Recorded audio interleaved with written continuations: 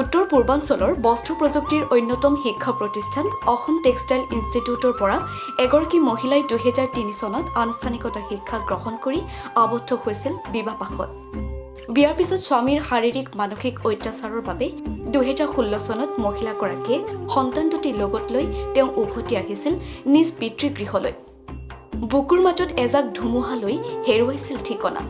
কিন্তু পিতৃগৃহৰ সঁহাৰিৰ বাবে খানাপাৰাস্থিত শিপিনী সেৱা কেন্দ্ৰত নামভৰ্তি কৰি আৰম্ভ কৰিছিল নিজৰ কৰ্মযাত্ৰা। সমানে এগৰাকী মাতৃৰ দায়িত্বও পালন কৰিছিল।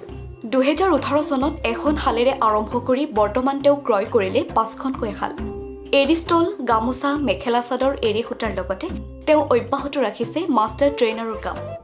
বিভিন্ন সময়ত অগণন যুৱতী মহিলাক হস্ততাঁত আৰু বস্ত্ৰ চিলাই তথা নিৰ্মাণৰ প্ৰশিক্ষণ অব্যাহত ৰাখি গৌৰৱান্বিত তামোলপুৰৰ গীতু ৰাজবংশী।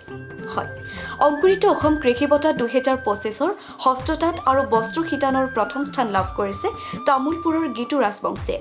অংকুৰিত অসমৰ ফালৰ পৰা তেওঁলৈ জনালো অলেখ অযুত শুভেচ্ছা।